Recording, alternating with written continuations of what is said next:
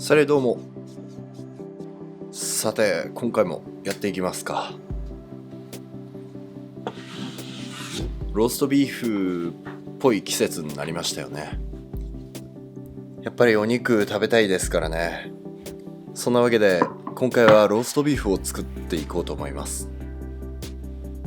こちらは通販で買ったオーストラリア産のグラスフェッドビーフです。グラスフェッドビーフって要は牧草を食べて育ってるお肉ですね。自然の中で放し飼いにされてストレスのない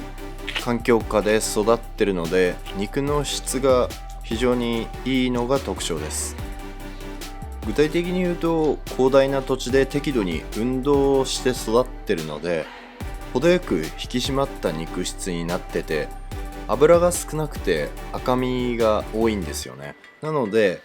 たくさん食べても胃もたれもしづらいですし、低カロリーで、あとは良質なタンパク質を多く摂取することができるっていう結構いいところが多いんですよ。そして今回はリブと呼ばれる部位を使っていくんですけども、これはね結構ステーキハウスとかでよく使われますね。サーロインと同じぐらい価値のある部位で、赤身と脂身のバランスがすごくいいんですよね。で、味わい深いんで、個人的には一番好きな部位と言っても過言じゃないかもしれませんね。はい。今回はそんなリブをですね、これ1キロ丸々ローストビーフにしていきます。そして肉や魚、これどっちにも言えるんですけど、焼くときってやっぱり大きな分量で焼くと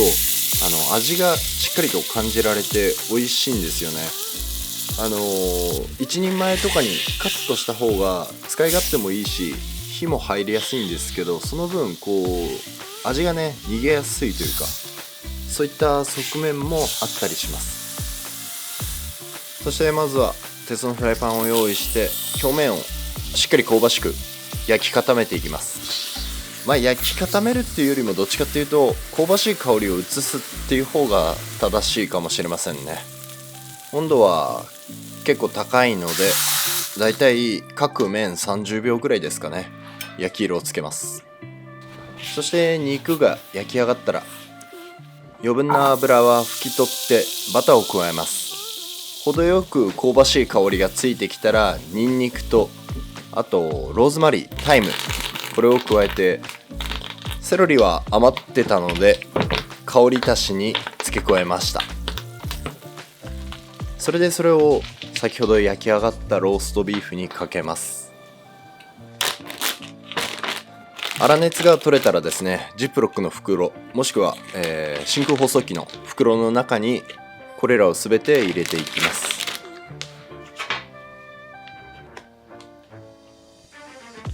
そして今回1キロっていう結構大きなお肉だったんで、入りきらないでうまく脱気ができなかったんですよ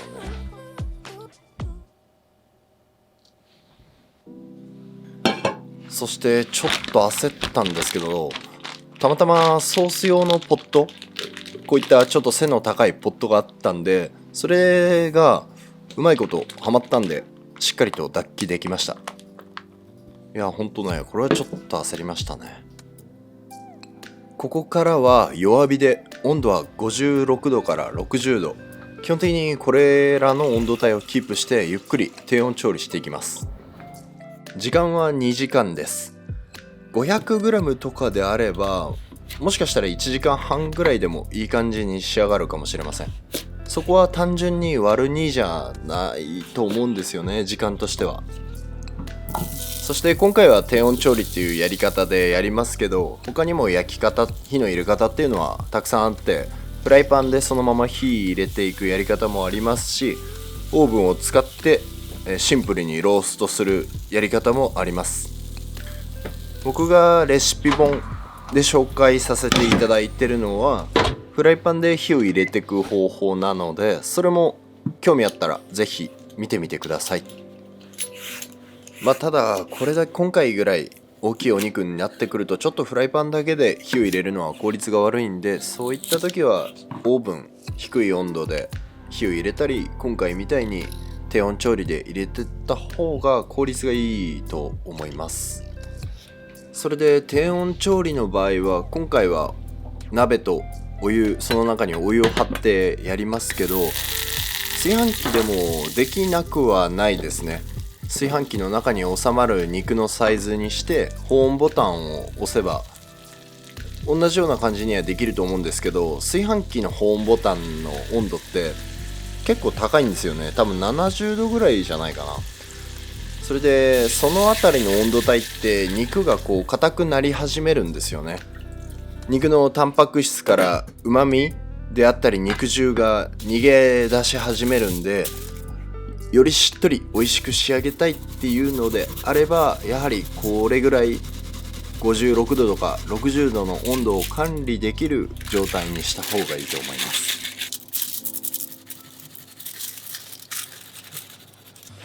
じゃがいもはオーブンでローストして全体的にカラッと仕上がったら、もうあとはローズマリーの風味でこれだけで間違いないと思います。仕上げに少し胡椒を振って、これでほぼ完成ですね。あとは人参の方も火が入って全体的にツヤが出てきたら仕上がりです。ここからはソース作りで、先ほどすりおろしておいたニンニクとあと玉ねぎですね、それを入れて赤ワイン、蜂蜜、醤油、これらが沸いたら水分がなくなるまで煮詰めます。しっかりと玉ねぎとニンニクがこれらの液体を吸ったらかなりいい頃合いですね。そうこうしてたらゆっくりと火を入れてたローストビーフ、これが頃合いになったので基本的に大丈夫なんですけど、念のため金串で中心温度を確認しておきます。袋に余った肉汁はソースにプラスするとぐっとうまみが増すのでおすすめです。そして最初に焼き色をつけたんですけど、低温調理しているうちに香ばしい香りとかは肉の中によく馴染んでいって、焼き色に関しても少し落ちるんで、こういうような感じで最後に仕上げにもう一度カリッと香ばしく焼くと、より食欲をそそる仕上がりになると思います。これで肉の火入れに関しては完成なので、縛っておいたタコ糸をほどいてカットしていきます。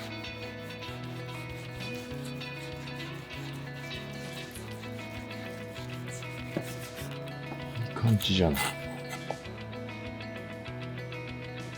かなりいい感じの火入れです。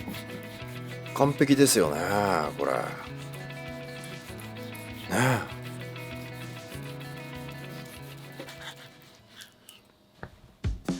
それじゃあドレス接していきます。お好みのお皿、もしくはカッティングボードでもいいですね。盛り付けしていきます。大人数で取り分けられるように付け合わせとかは別皿とかでもいいんじゃないですかね。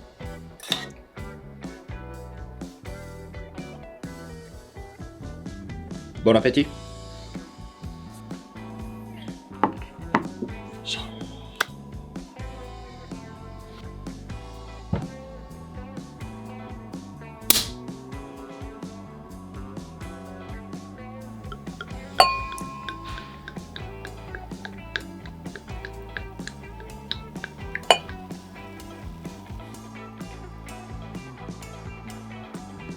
うまこれ。これ知り合いのソムリエにおすすめしてもらったけど、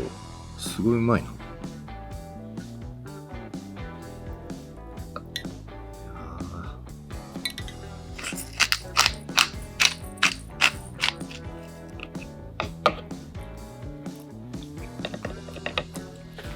うめえ。うまし。牛肉の特有の臭みっていうのはニンニク、あとバター、ローズマリー、タイムの力で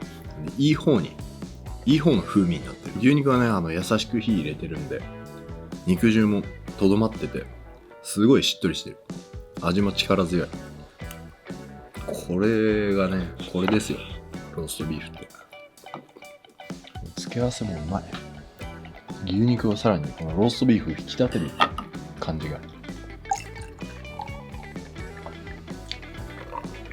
このソースも本当に玉ねぎとニンニクと、あと醤油、赤ワイン、蜂蜜、たったこれだけだけど、これだけでも美味しいし、最後に低温調理したローストビーフのドリップ、ドリップっていうか肉汁か、それを入れるとさらにうまくなるから、すごいお手軽だし、これは本当におすすめですね。というわけでローストビーフでした。よかったら参考にしてみてください。それじゃあまた次回の動画でお会いしましょう。アビアント。